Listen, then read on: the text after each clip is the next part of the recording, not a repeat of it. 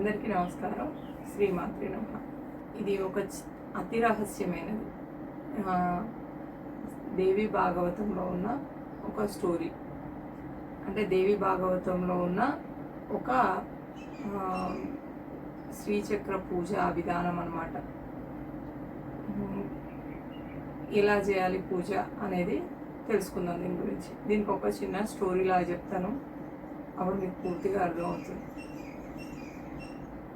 ఒక అమ్మాయి ఉండేది. ఆ ఇంట్లో అన్నీ ఉండేవి, సౌకర్యాలు, జీవనం బాగానే ఉండేది. కానీ ఒక సమస్య, ఇంట్లో ఎప్పుడు ధనం నిలిచేది కాదు.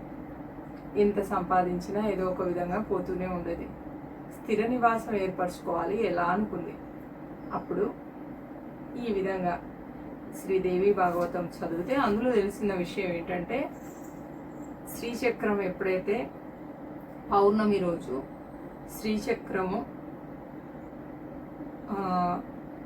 పాలతో అభిషేకం చేసి ఆ పాలను చంద్రుడి బింబం పడేటట్టుగా చూసుకుని అవి కనుక మనము స్వీకరిస్తే మన ఇంట్లో ధనప్రాప్తి జరుగుతుంది.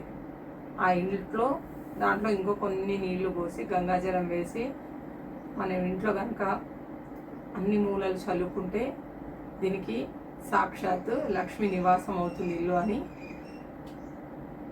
స్వయంగా శ్రీదేవి భాగవతంలో చెప్పారనమాట. అందుకే అది చేసుకుంటే చాలా బాగుంటుంది.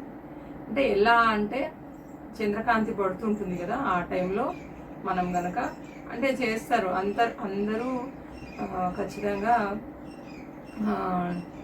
ఈ పంచామృతంతో చేస్తాం. కానీ ఆ రోజు మటుకు స్పెషల్గా పాలతో చేయాలి. అవి కూడా ఆవు పాలతో చేయాలన్నమాట. అవి మాకు దొరకలేదు, టోల్డ్ మిల్క్ దొరికినాయి, లేకుంటే గేదె పాలు దొరికినాయి. అంటే దాంట్లో కొన్ని ఆవు పాలు ఉంటే చాలా బాగుంటుంది. గేదె పాలు కన్నా ఆవు పాలు ఇక్కడ ఉండాలి. ఇప్పుడు చాలా చోట్ల దొరుకుతున్నాయి. ఆ చంద్రుని దర్శనం చేసుకోవడం వల్ల చాలా బాగుంటుంది. తర్వాత ఆ అమ్మాయి పూజ మొదలుపెట్టింది. కానీ కేవలం పూజ కాదు, అది ప్రతిసారి అమ్మవారి స్మరణ చేసుకుంటూ తన బాధ అంతా చెప్పుకునేది. ఆ ఇంట్లో స్థిరత్వం రావాలి, నా జీవితం సరిగ్గా ఉండాలి అని.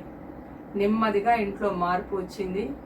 అవసరం లేని ఖర్చులు తగ్గాయి, ధనం నిలబడింది, మొదలైంది. ఆ తర్వాతే అదే వాళ్ళ ఇంట్లో ముందుకు తీసుకువెళ్ళింది. ఇప్పుడు గౌరవంగా మాట్లాడడం మొదలుపెట్టారు. ఇంట్లో వాళ్ళు కూడా శాంతి, స్థిరత్వం వచ్చినాయి. అందుకే భక్తితో చేసే పూజ నెమ్మదిగా ఫలితం ఇస్తుంది. బాధతో చేసిన ప్రార్థన ఖాళీగా ఉంటుంది. మనం సాంప్రదాయాల్లో ఉన్న పద్ధతులు నమ్మి నియమంగా పాటిస్తే మార్పు తప్పకుండా కనిపిస్తుంది. స్వస్తి.